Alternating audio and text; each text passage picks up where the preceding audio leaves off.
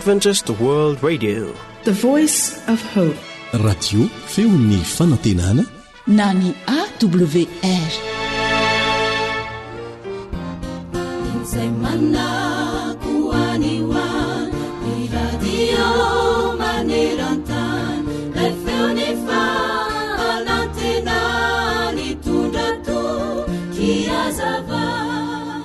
Any an-dakilasy any dia manao sorakaliana andalany 10 isan'andro i Joany Mukayali.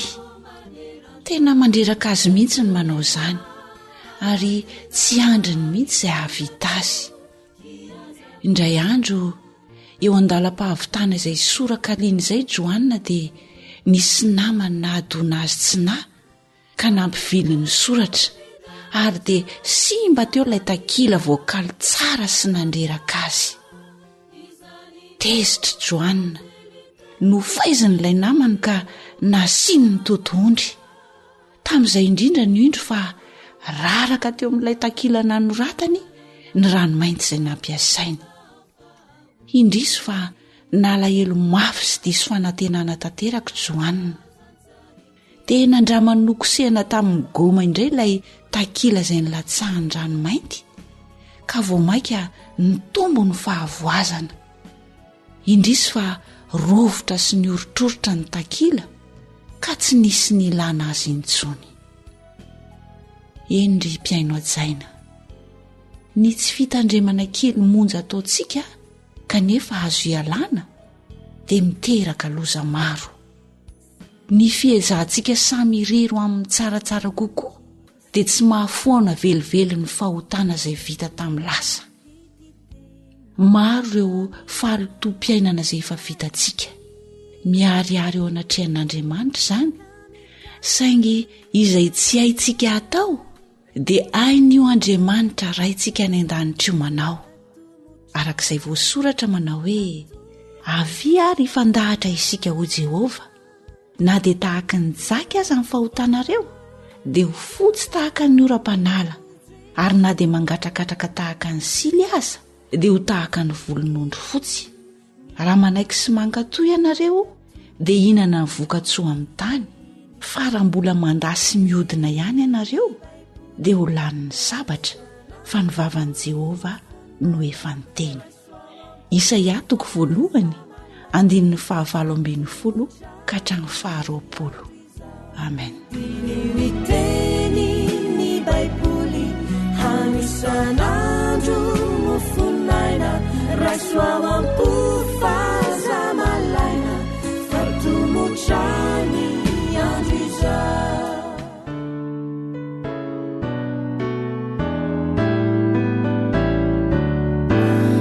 Izao ilay manotaratsy toko no nidinanao hatrety. Eny izao lay tsy manarara fity no namoizanao ny ainao. Inona Jesosy no azoko atao eo anatrehan'ny fitiavanao. Tsisy afa-tsy tevomany azy tikovanao mba honenana. Tarika antsa ny fahamarinana. Ilaozanao ilanitra tena soa mba tsy misy ovely zahay. Enirinao mba hovoavonjy avoko na fonao ny lapany iray.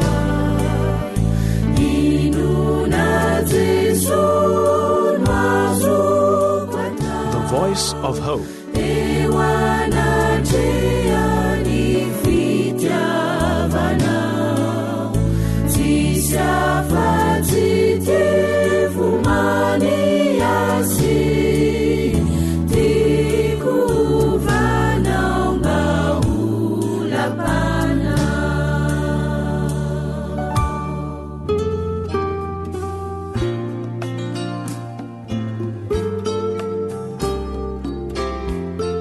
fahaiza miaina, mampirindra ny fiarahamonina.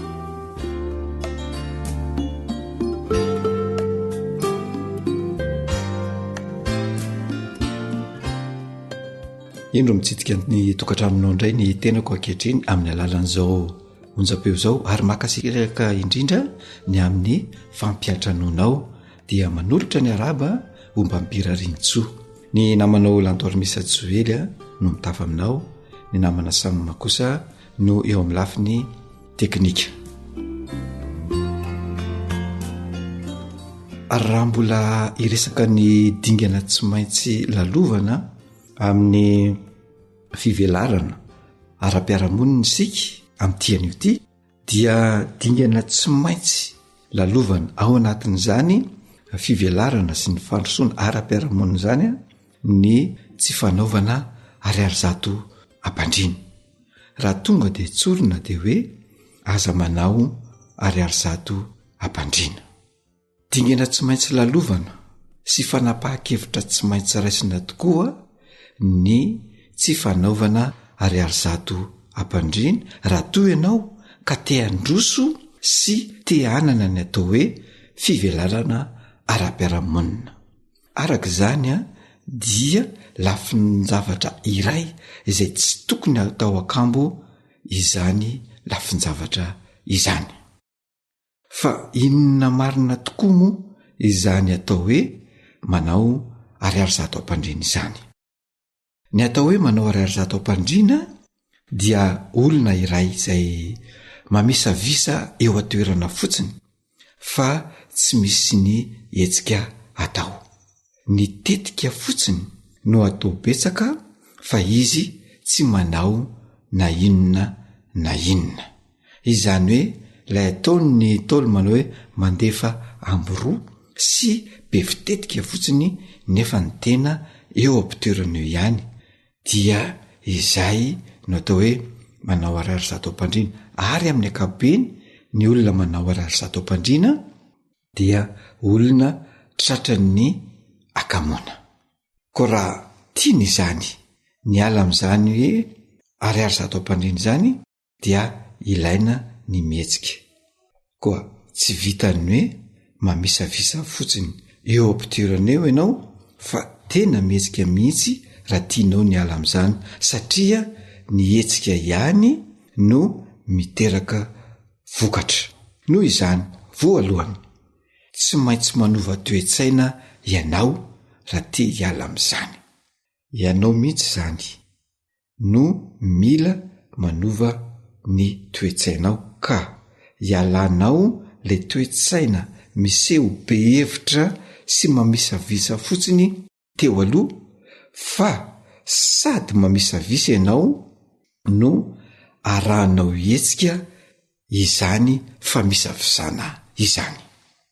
Faharoa, tsy maintsy manova fomba fanao ihany koa ianao, izany hoe manao ny hetsika mirindra, tsy mijanona eo amin'ny sakana noho ny tsy fahampiana eo amin'ny enti-manana fotsiny na ny tsy fananana zavatra ampiasaina, fa izay anananao no arindry sy ampiasaina ahafahanao mahazo izay tsy ananana sy izay tsy ampy.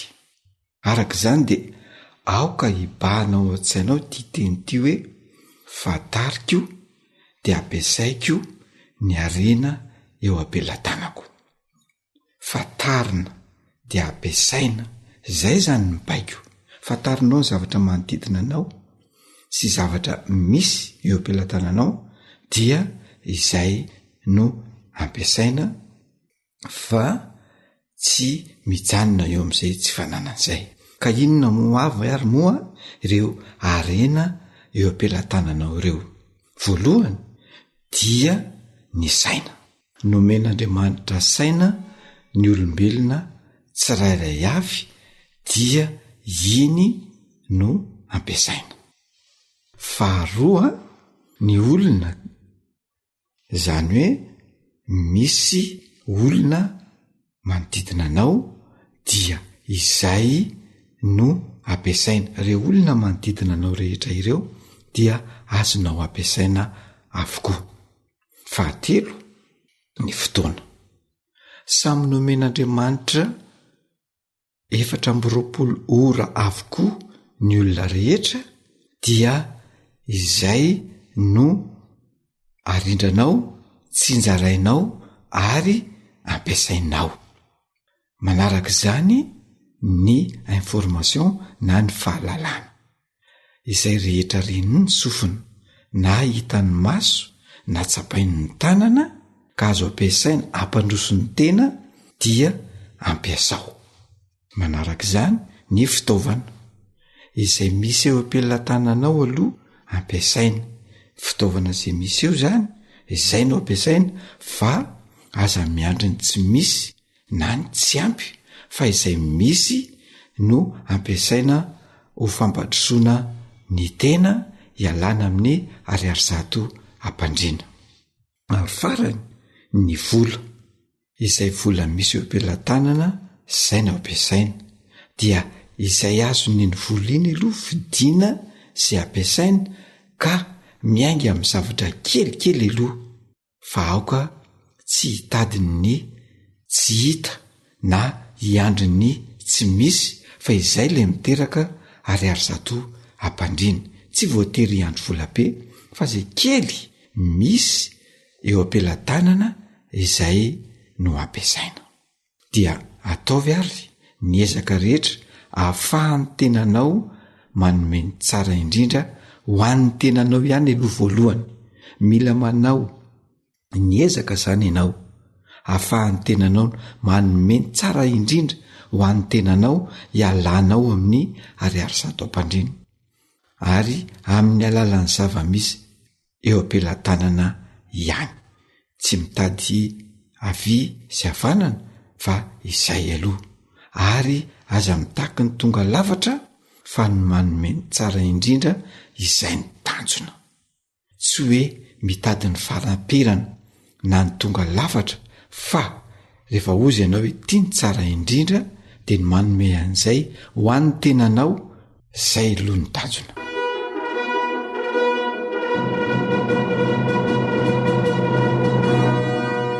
Faiza miaina mampilamin-tsaina dia izay indray ary no masaka azo natolotra tamin'ity androany ity ametrahana ny mandram-peona ho amin'ny manaraka indray.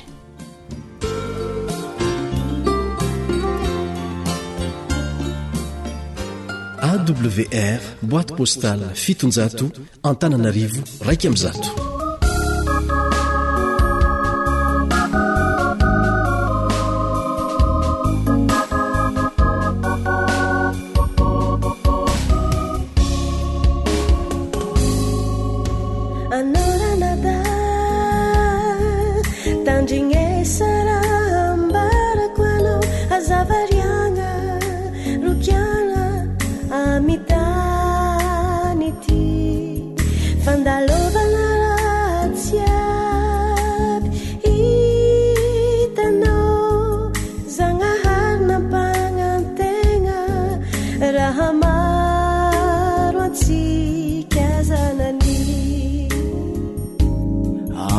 Satrindrikirana baf karambola tsara loatra raty karamatsiaro librantegna mashiry zalany fiainagna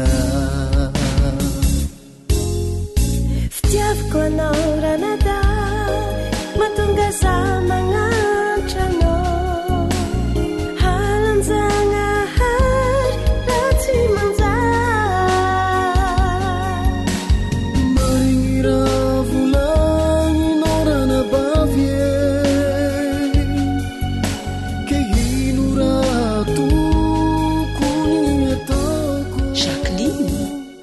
Noa mikekizana haripo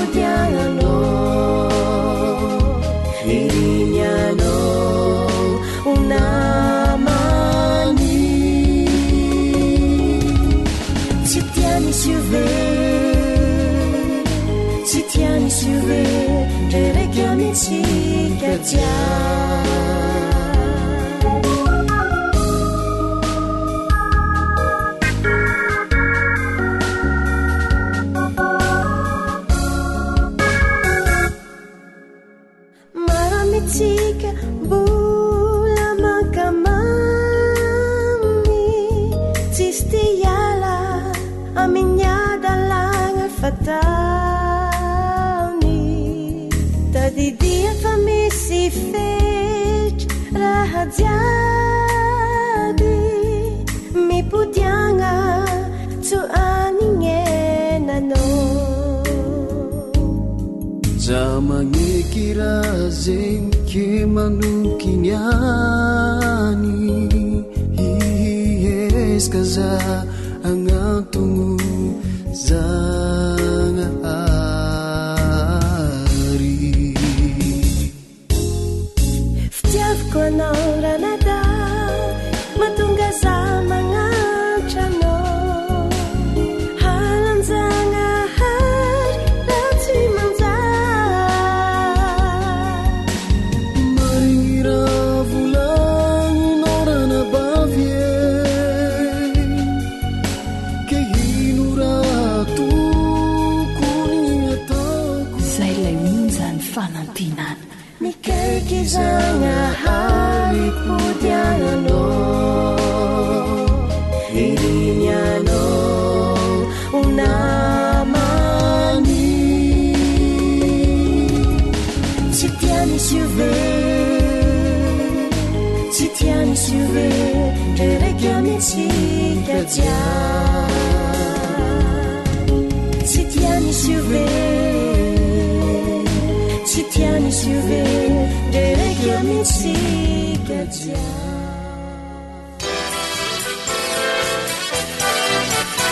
AWR manolotra ho anao feo ny fonantena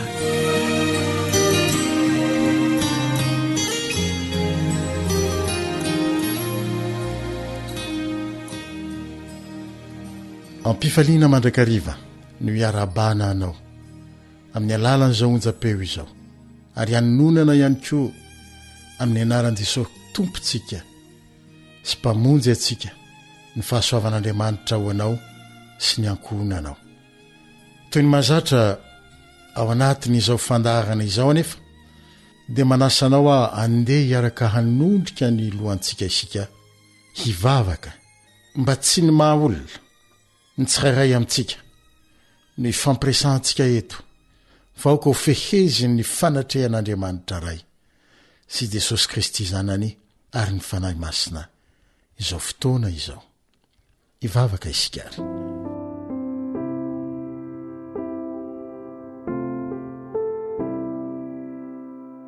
Jehova tompon'ny maro ianao zay niantso anay tamin'ny alalan'ny fanahinao mba handre ny teninao amin'izao ora sy fotoana izao indrindra ianao no mbola angatahanay amin'ny alalan'i Jesosy sy zanakao mba hampangina ny feo hafa rehetra amin'ny fandefasanao ny fanahinao aty anatinay aoka tompo hanana fifantohana eo amin'ny fiainonanao izay ary ny fanahinao ihanynao ka hanoratra izany teny izany ao amponay mba tsy hiverina maina aminao foana izany misaotra ray amin'ny anaran'i Jesosy amen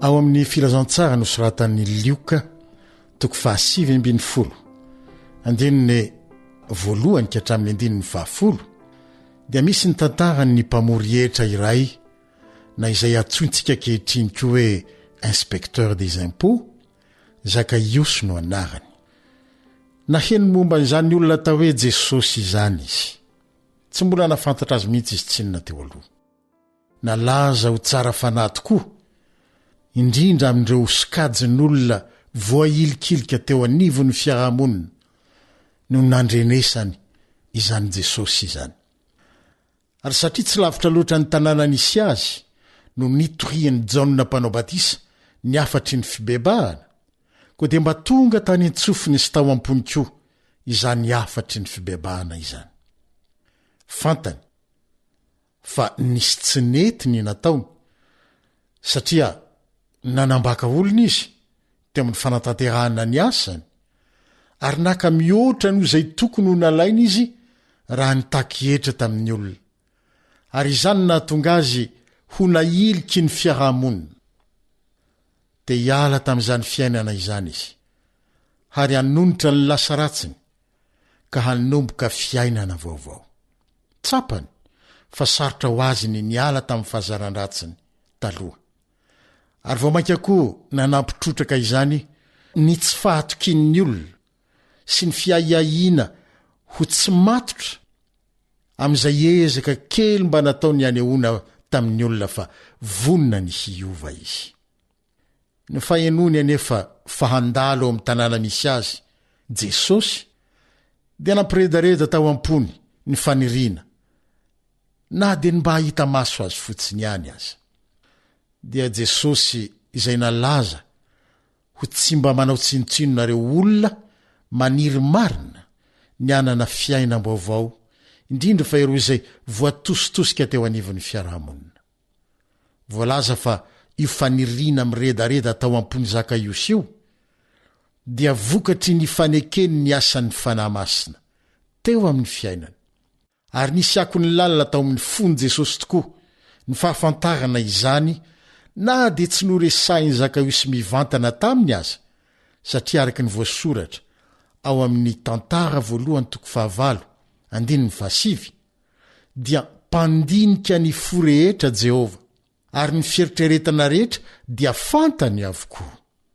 Ary ao amin'ny Salamo 4:7 tapany 2 dia lazai ny tenin'Andriamanitra fa mahalala ny miafina ao am-po izy. Koa io faniriana miredareda tia hitan'i Jesosy tao ampony Zakaios io no nampifandray mivantana ny fony Jesosy tamin'ny fony. Koa rehefa tonga teo amin'ny toerana tandrify nisy an'i Zakaios Jesosy dia nijanona izy, ary niteny tany Zakaios manao hoe, ry Zakaiosy, midina faingana fa tsy maintsy miantrano ao an-tranonao aho anio. Mihoatra lavitra noho izay faniriany Zakaiosy ny zavatra ny tanterahany Jesosy ho azy, fa tsy hoe nahita sy ny fanatrika tamin'ny fotsiny ihany izy, fa nilazany koa fa tsy maintsy hitoetra ao an-tranony mihitsy koa izy. Ary ambonin'izany, na dia mbola nampangain'ireo mpiaramonina taminy sy nosokajiana izy ireo ho isan'ny mpanota aza izy. Lioka 7:7 dia milaza izany fa raha ny an-trano tao Jesosy dia hoy ny olona hoe lasa ny an-trano ao amin'ny mpanota izy. Na dia izany aza dia nolazainy Jesosy fa tamin'io andro nidirany tao an-tranon'ny Zakaios io no tonga tao koa ny famonjena. Ary mihoatra noho izany, tsy nolazaina fotsiny ihany fa nahazo famonjena izy, fa mbola nambarany Jesosy ho retany ren-danitra ihany koa fa Zakaios koa dia zanaky Abrahama. Itoejavatra io ihany no any fantatra sy voatahiry ao amin'ny tenin'Andriamanitra nandritra ny fandalovan'i Jesosy tao Jeriko raha niakatra ho an'i Jerosalema izy. Noho izany dia azo ambara fa ny hamaly sy hanao mihoatra noho izay niriany Zakaiosy no antony nandalovan'i Jesosy tao Jeriko. Tsy misy voalaza narana ao amin'ny soratra masina hoe izavo moa ireo olona maro be nanaraka an' Jesosy ireo. Ny any voatonona tamin'ny mponina maro be tao Jeriko dia Zakaiosy ireny monja ihany, lay mpanota na niry fatratra ny ahita izay atao hoe Jesosy. Lay mpanota na azo famonjena tamin'ny nidiran' Jesosy tao amin'ny tranony, ary nambarany fa isany zanaky Abrahama koa, satria izay amin'ny finoana no zanaky Abrahama, araky ny voalaza ao amin'ny boky ny Galatiana 4:7.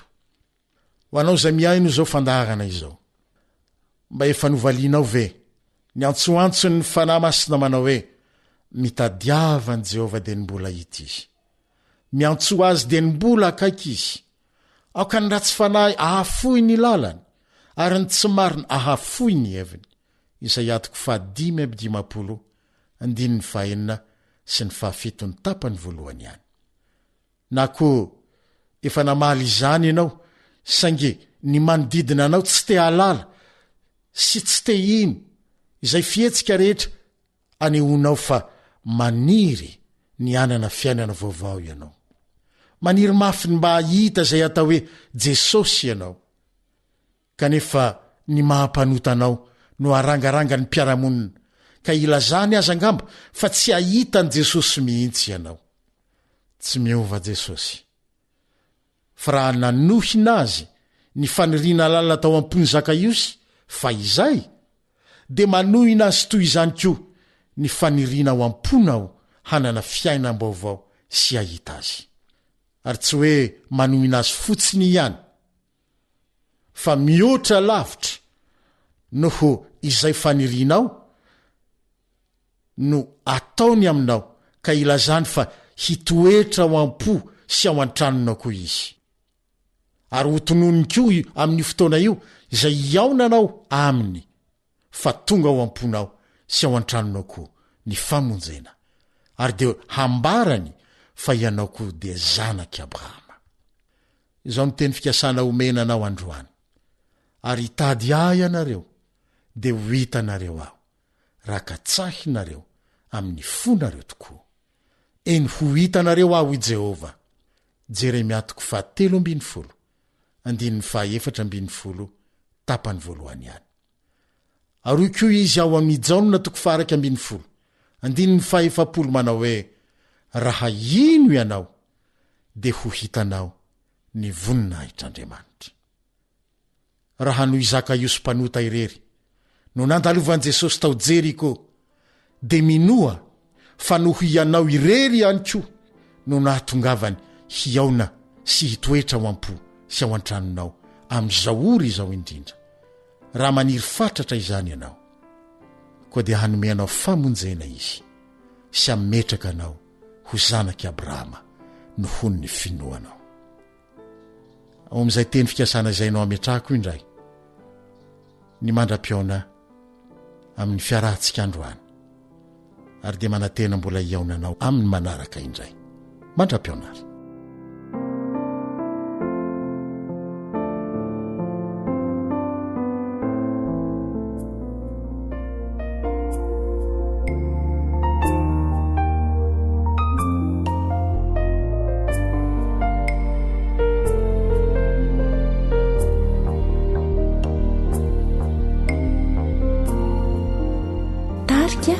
Lalao manatonanao ao Jesosy mata bavabeny vitako tsy ny fanaraka taminy sy traponao mifona tanteraka aminao.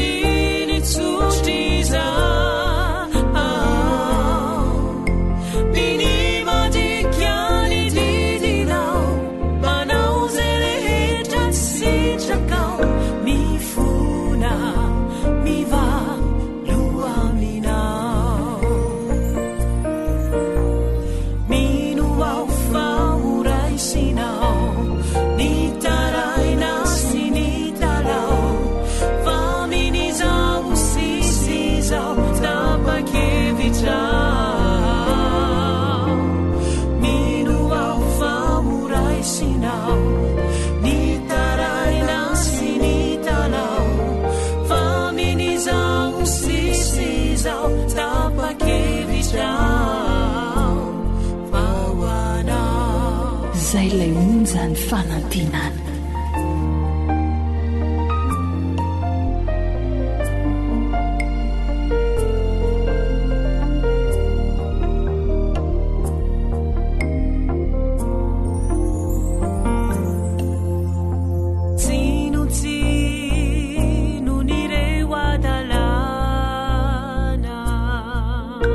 Nankama mi nani famutana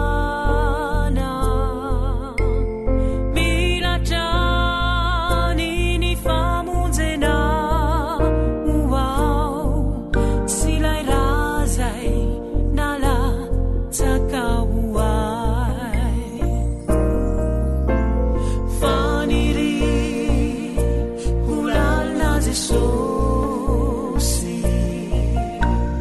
tanterao rasitraka. Ankoatra ny fiainoana amin'ny alalan'ny podcast dia azonao atao ny miaino ny fandaharany radio AWR sampana teny malagasy amin'ny alalan'ny Facebook isanandro amin'ny ity pejy ity AWR feon'ny fanantenana.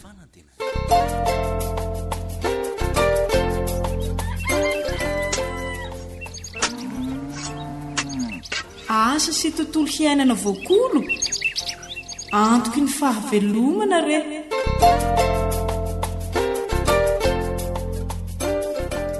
miaraba sy manasanao indray ary anaraka ny toy ny fandaharana hatramin'ny farany. Fambolena tongolo gasy arahana tsara ny kalandre mpambolena satria moa volo mamody ny tongolo gasy dia 3 andro aorian'ny fenomanana no fotoana fambolena azy. Ferovana ny voly amin'ny aretina sy ny bibikely no antony anarahana izay kalandre mpambolena izay sady mahatsara ny vokatra. Ankoatr'izay ary raha sanatria misy aretina na bibikely manafika ny voly, inona no atao? Ramatoa Razoelysonirina Honore ihany mbola hitondra ny torohevitra mahasoa antsika mahakasika izany.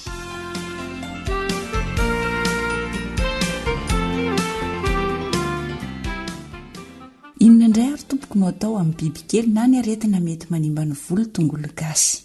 Ny reny be mpangaraka aloha dia tia azy mihitsy. Dia mba ho fiarovana ny reny be mpangaraka sakivy le any ambanin'ny tany reny zany, dia tsara zany tsika manaraka an'ilay fepetra hoe asiana ranomena mifangaro ranombary alohan'ny ambolena azy dia tsy andairan'ny reny be mpangaraka sy ny sakivy zany izy. Dia eo amin'ny resaka bibikely amin'ny raviny indray zany dia ny rano-tsakay moa zany na ny ranona tongolo gasy ihany koa izy ihany zany dia efa fiarovana ho azy ihany koa izy.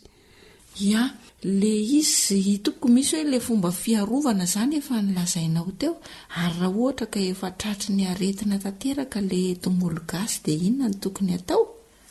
Raha tratry ny aretina tanteraka izy dia mampiasa n'ireny le torohevitra efa nataoko reny ihany fa atao isaky ny 4 andro na 5 andro zany ny famafazana ny fanafody. Azonao ampatsivona kely inavy moa le fanafody? Ny fanafody voalohany indrindra aloha dia ny fanaovana ranona tainomby vavy milona. Ka rehefa vitantsika no manaraka an'io le mamafy an'io isa-tapa-bolana dia mba ho kelikely koa zany ny aretina na ny bibikely mahazo ny volontsika. Dia rehefa avy eo manao rano tainomby zany asiana rano taretra na asiana rano davenina. Ireo zany ny fanafody ataontsika amin'ny tongolo gasy.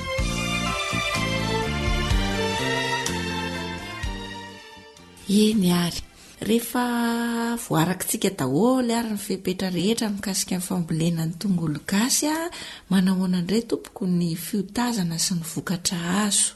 Rehefa manompo mavo ny ravina eo amin'ny 700 andro na hatramin'ny 500 andro taorian'ny fambolena dia efa tsara izay ny fiotazana. Ongotana amin'ny tanana fa tsy adina amin'ny angady kely akoriny. Ongotana amin'ny tanana izy tondrahana aloha zany alohan'ny anongotantsika azy mba hamora n'ilay fiongotana dia aifika ny tany. Dia avela eo amin'ny toerana nanongotantsika azy eo izy ao anatin'ny 2 andro ka hatramin'ny 2 andro vao entina miakatra eny an-tanàna. Avela zany hiaka eo amin'ny toerana eo izy aloha izay vao entintsika miakatra. Dia ny vokatra tokony ho azo eo amin'ny tany 2 ara zany dia mahatratra eo amin'ny 80 ka hatramin'ny 100 kilao. Izy zany dia tena azahoana betsaka mihitsy. Misy antony manokana ve tompoko le famelana azy hoe hijanona eo amin'le toerana nametrahana azy eny an-tsaha iny izay vao entina miakatra eny an-tanàna? Misy antony betsaka mihitsy satria avela izy zany hakaina tsara eo aloha. Satria miankina amin'izay ny mahatonga azy hoe aharitra eo amin'ny fitehirizana azy. Satria raha vao azonao eo izy dia tonga dia giazanao anaty sobika na anaty gony dia lasa tonga dia ohatra ny voateritery be zany fa vela izy aloha akaina tsara zany zay voentina miakatra. ohatra ny olona ihany zany ie dia ny tongolo gasy a dia voly betsaka zany mivokatra azo rehefa manaraka n'lay fepetra. Misy torohevitra ve tompoko azonao omena hoe amin'ny fomba fitehirizana ny tongolo gasy? Ny tongolo gasy zany dia amainina tsara amin'ny ainandro izy aloha dia atao ampehezana. Zay no mahatonga n'ireny tongolo gasy ireny mitana tsika ny an-tsena hoe mirandrana zany ny amarotana anazy. Dia atao amin'ny toerana maina tsy misy amandona dia antona tsara amin'ny talatalana. Izy zany tsy azo apetraka amin'ny tombona amin'ny tany fa antona ny fitehirizana anazy. Dia miena ny lanjany mandritra ny fitehirizana fa ny tongolo gasy zay tsy nasiana fanafody simika dia azo tehirizina mandavataona. Ary mora fantatra be mihitsy zany ny tongolo gasy nisy produit simika sy ny tongolo gasy izay tsy nisy produit simika fa ny tongolo gasy izay tsy nandalo fanafody simika zany dia hita hoe kely fotsiny zany ny fiainany amin'ny lanjany rehefa tonga any amin'ny ohatra hoe afaka heritaona iny satria azo tehirizina mandavataona mihitsy izy zany ao anatin'ny heritaona zany ianao dia afaka mitahiry azy ao an-trano. Dia hita hoe kely ny elanelany lanja ho an'ny tongolo gasy izay tsy nandalo fanafody simika sy ny nandalo. Ary ny tongolo gasy izay nitsaboana tamin'ny fanafody simika zany rehefa afaka 4 bolana na 5 volana fotsiny dia efa lasa pokaty. Ay, izay zany mahatonga le tongolo gasy eny an-tsena ireny indraindray pokaty ny ao anatiny ohatra ny misy simba. Izay mihitsy. Vokatra fampiasana le vokatra ny fampiasana fanafody na vokatra ilay fanongotana azy teny an-tsako.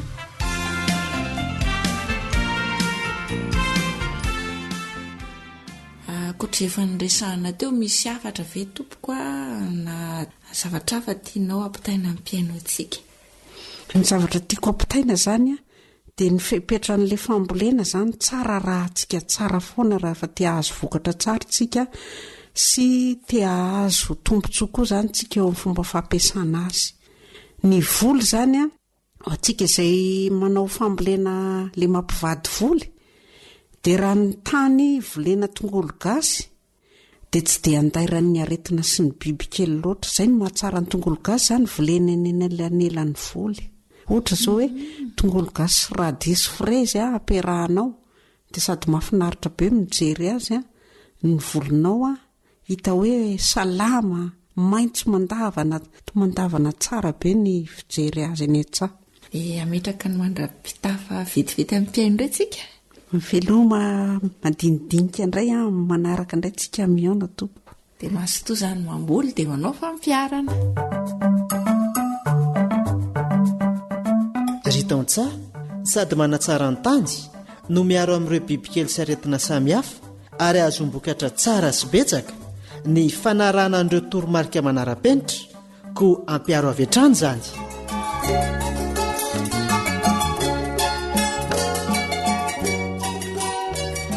Oranoro hijanona ty aminay ho nitodikely zanakareo fa tsy ody anaraka anareo tsoniko. Hitako tamana mihitsy ny ianao lahy nefa vo ny ainga tany an-tanànany izay mianaka dia hoe ody ainga antsika sineny fa malahelo any dada. Tena zaza saina mihitsy ny izy iny marantsaina mihitsy ny zaza iny ka. Finina indray ny mbola nampiresahany ianao tato natso ny manokana mihitsy aho nasainy laza aminao hoe fa hipetraka ty aminay izy dia mba karakaraina hony ny akanjony rehetra. Sady mampimeo iny zaza iny no ary nakaiza mony dala teo ny tsena interiam-bahavady ange izay sy laly dia lasa niaraka any izy mianaka fa atao hoe natsony bebe zafy vetivety ny lala. Za vetrany dia nody nitondra ny reto legioma sy mangazo nareo retiko. Iedrey misaotra betsaka ary bava mivesatra ny reto esy isy vidy mako reto legioma reto rehefa kelikely eoko tsy mahagaga mihitsy ry dany raha betsaka mipaka ny vokatra reo fa hony tsara ho ahy azo ny rehetra taonge zao raha nabavy eny tena ny tapim-bava mihitsy aho nahita amin'ny firoborobony sy ny fahatsaran'ny vokatra tongolo gasinareo any an-tsahany ary le izy ampiarahanareo amin'ny volo radisy frezy sala mizaridaina amboninkazo mihitsy mijery azy sady azo hoanina no mahasondrina ny maso dia oka fotsiny re fa efa nazavai ny lala tamiko aloha fa tsara mihitsy ny fanaovana vadim-boly amin'ny radi ny frezy rehefa mamboly tongolo gasy dia tsy dia anday raha ny bibikely sy ny aretina loatra ny zavatra hitan'ny masoko aloha dia manambaran'izany mihitsy fa ahoana sy ahoana tokoa morodany ny tena fiarovanaareo an'ireo volo tongolo gasy ireo mba tsy hotratry ny bibikely na ny aretina arakaraky ny aretina sy ny bibikely tiana rovana ny volo ranoro mba ome ohatra kely aho eridany raha reny be mpangaraka zao na sakivy ambanin'ny tany no hitanao fa mpanimba ny fambolena dia aleo soroana de ny meloha toy izay mitsabo tena marina mihitsy aloha izany dia ahoana tsara moa le fomba fierovana n'le volo zany raha izay mamerina ndroa manantitrantitra ranona tsotra de tsotra ka asiana ranomena fangary amin'ny ranombary ny masomboly melohan'ny ambolena azy mba tsy hoan'ny renireny be mpangaraka sy ny sakivy ambanin'ny tany reny re zay dia zay tokoa le nyresahan'ny ramatoa teknisianina tamin'ny herinandro tany ahoana moa ny fatrany ranomena roa sotro afangaro amin'ny ranombary na afangaro amin'ny ranonataretra arakarak'izay ilaina azy re ranoro zay tokoa re arakarak'izay ilana azy nisan'ny taretra zay ary nylaza ihany koa nge ramatoa teknisianina amin'ny ilana ny fampiasana ny ranona sakaina ny ranona tongolo gasy ho fierovana ny voly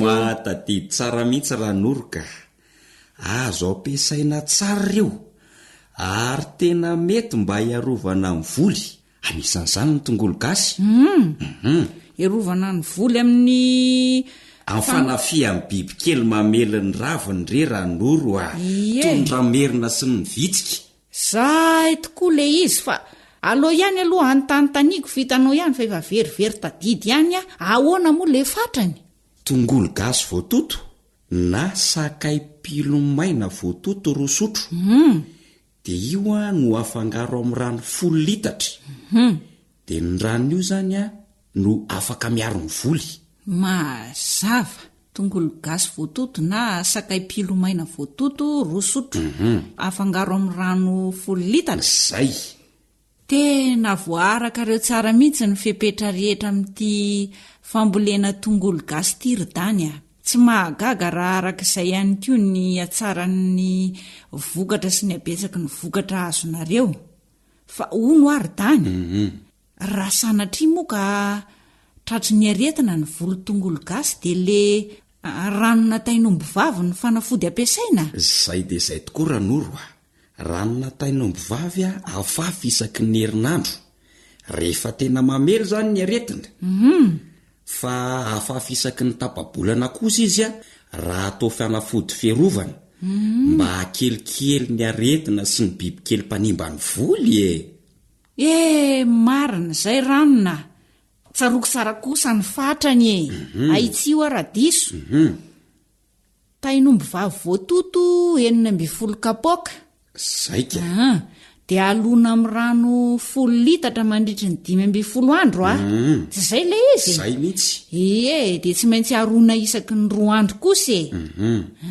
dia ampifangarona amin'ny ravinataretra zany hoe ravinataretra eo amin'ny 5 lehibe eo zany voatoto io afangaro amin'iny zany le ranona tainomby efa vita zany le fandomana n'le ranona tainombo zay vo alefitra itaretra ity zay mihitsy ranoro ary ohatra ny laza ihany koa izy amin'le hoe azo ampiasaina koa ny lavenina raha toa ka tsy misy taretra ao zay mihitsy azo ampiasaina ihany koa ny lavenina afangaro amin'ny ranona tainomby fa saingy zao afafy le lavenina marina zay raha nada ito le fanafody ny tenentsika ito zany ty ranona tainomby vavy ty miaro ny voly amin'le aretina mandavenina mamelo ny tongolo gasy tsy zany zay de zay tokoa ranoro mety de mety ho atsika tatsaha mihitsy reny fanafody sy torohevitra omen'ny teknisianiny reny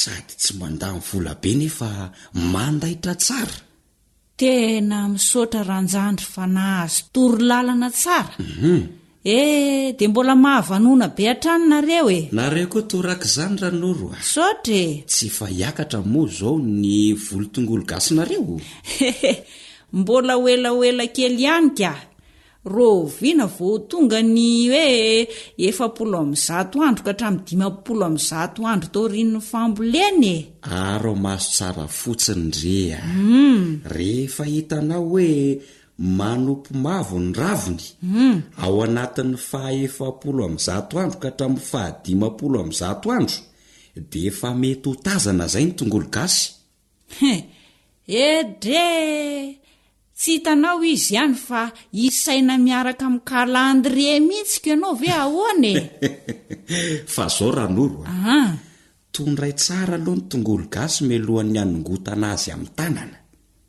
tanana ny anongotana ny tongolo gasy fa tsy hoe amin'ny angady amin'ny tanana ho iendre de aifika ny tany avy eo dia avela iahy eo amin'ny toerana nanongotana azy aloha ny tongolo gasy mandritra ny ray hatramin'ny 2 andro zay vo entina any an-tanàna tokoa moa zany izy io fa inona tokory dany ny antony amelana azy ray na 2 andro eny an-tsaha eny melohan'ny itondrana azy any an-tanàna tena miankina de miankina amin'izay mihitsy ranoro ny mampaharitra ny fomba fitehirizana ny tongolo gasy misaotra anao nanazava fa ahoana tsara tokoa moa le fomba fitehirizana azy amainina tsara aminainandro izy aloha ho maina tsara de fihezina avy eo tehirizina amin'ny toerana maina tsisy amandona mihitsy de antona fa tsy apetraka amin'ny tany mazava tsaroko iny fa inona tokoa moa ny mahatonga ny reny tongolo gasy ho lasa pokaty reny fa tena faty antoka be raha tratran'ny reny mety vokatry ny fanongotana azy teny an-tsaha tsy araky ny tokony ho izy ny mahatonga an'izany ranoro nizay ary tsy nanaraka ny fipetra fanongotana azy zany na ihany koa fanafody simika no nampiasaina taminy dia afaka 5 hatramin'ny 1 ny tehirizana azy le tongolo gasy de lasa pokaty loha zany fa raha zany n'izy ny volo tongolo gasy tsy misy fanafody simika zany tena azo tehirizina tsara mandavataona sady kely fotsiny fienana rehefa maina be ny tombontsi ho azo tsy andany vola amin'ny fanafody simika sy ny zezika simika fa tsika efa manana ny reny ady gasy reny de efa mety mazava tsara ny fipetrarana amin'ny fambolena tongolo gasy ry dany fa piarana sisany ataon'ny tsirairay fa misaotra indrindra re oay izy mianaka angam'izay ka na le olona akan'ireo legioma nareo ko andraso aloha jereko aleo re jereko oay fa misy inony adiniko fa mba jereko kely aloha le ronono nandrahoako ao an-dakozia eo sao mangotraka ka tsy efa horitra ve zany ry tany marine raha tsy teto azy zany de iza ny vonjendradany voalohany ny ronono mandroatra sa ny olona mandona ambaravarana sa tsy salakatapaka eo ranoro fandana aloha ny ronono jerena fa ianao kotsy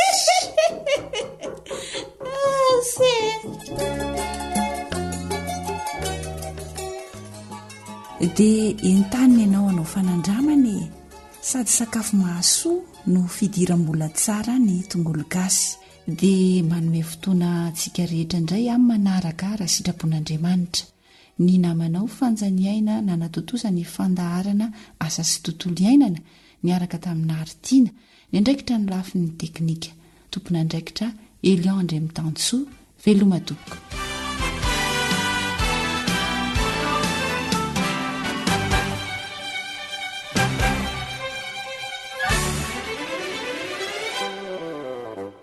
AWR téléphone 033 37 106 13 034 06 797 62. Alaviro anairay ny fakampana fefeo tsy anjady ireo fandrika mamay zay manintona ny fo satria mifono tombotso nefa fantatro ireny fa tsy sitraka arovire ity foko malemy ndrao ao devo babony tsy atsiaro anao fenoy ny fanahy azonay manavaka ny famarinana sy ny sandoka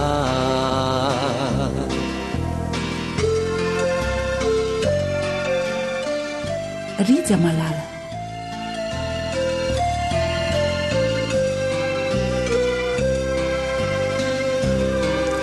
Alaviro anairay ny aizy mitatao tsy ahafahanay mandeha eo aminao fa manako na fijery tsy ahenoko anao miteny nefa fantatro ireny fa tsy sitraka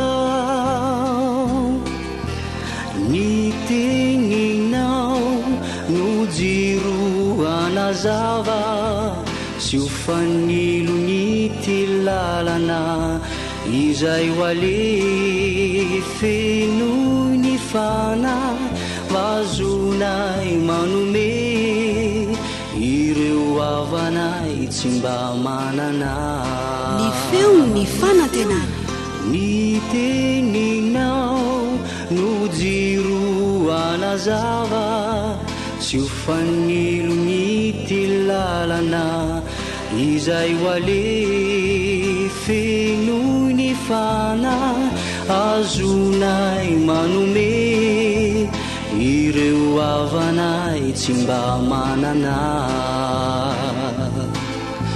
sy ireo namanay tsy mba manana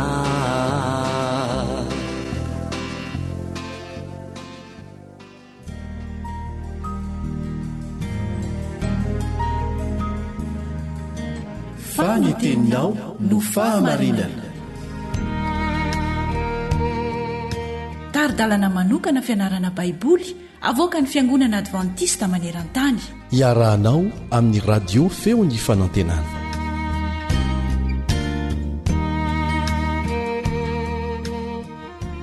lohatenin'ny fianarantsika iny io dia manao hoe masina masina masina asaina ianao anaraka izany hatramin'ny farany ifantoka amin'ny Isaia 9:1-4 ny fianarantsika mario ny zavatra mitranga eto tao anaty korotana lehibe ara-politika no nahafatesany Ozy-mpanjaka nefa tamin'izay fotoan'izay dia voninkiady tamin'ny Israely ny Asirianina inona fa fotoana nampatahotra ny Isaia tokoa izany raha tsy azo ny antoka hoe iza no mifehny toe-javatra tao anatin'izany fotoan-tsarotra izany dia nahazo fahitana Isaia hita ny mipetraka teo ambonin'ny seza fiandrianan'Andriamanitra miaraka amin'ny famirapiratany voninahiny reny niran'ireo serafima mamirapiratra miantsoantso hoe masina masina masina tsapa ny fiovitrovitry ny tany teo ambanin'ny tongony vokatra izany ary hita ny setroka nameno tempoly fa nandramana nanaitra ilay mpaminany tokoa izany tsy salasalana fa fantatra isaia ankehitriny hoe iza no mifeny toejavatra rehetra na dia eo azy ireo tranga miseho ivelany. Aiza no misy an'Andriamanitra ao amin'io fahitana io? Andiovaka itsika ny 1. Isaia 9:1.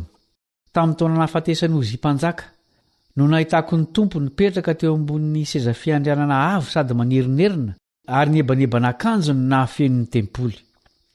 Teo amin'ny seza fiandrianana avo sady manerinerina Andriamanitra no hitany Isaia. Milaza amintsika izany teny izany fa tany an-danitra no nahitany Isaia an'Andriamanitra.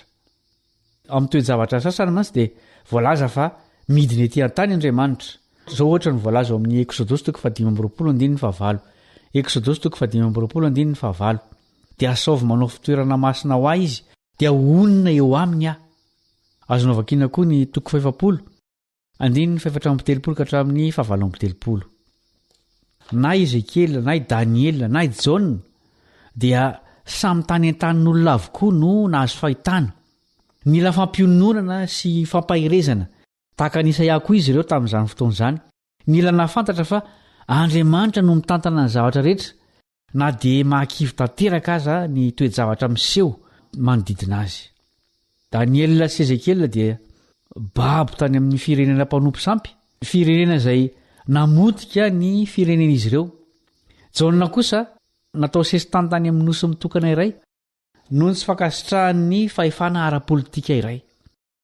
Inona tokoa fa nanampy azy ireo izany fahitana izany ary nanome azy izay nilainy mba hitoerany mahatoky hatrany na dia mandritra ny fotoan-tsarotra aza.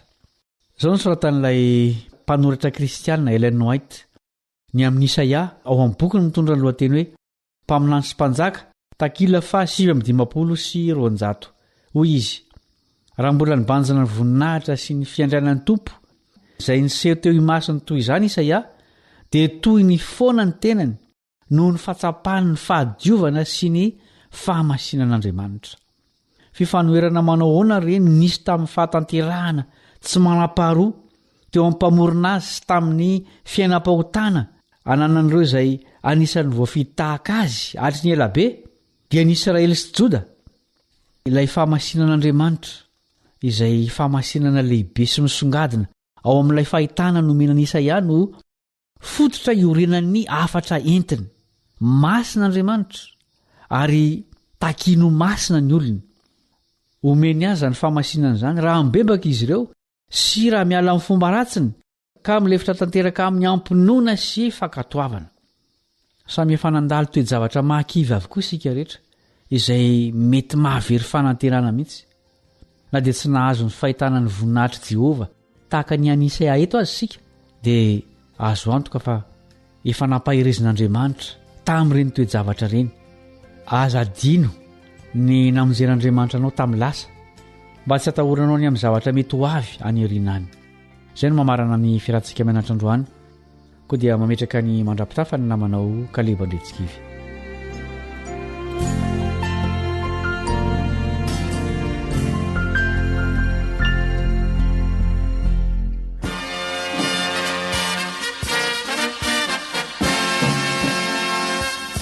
Adventist World Radio, the voice of hope.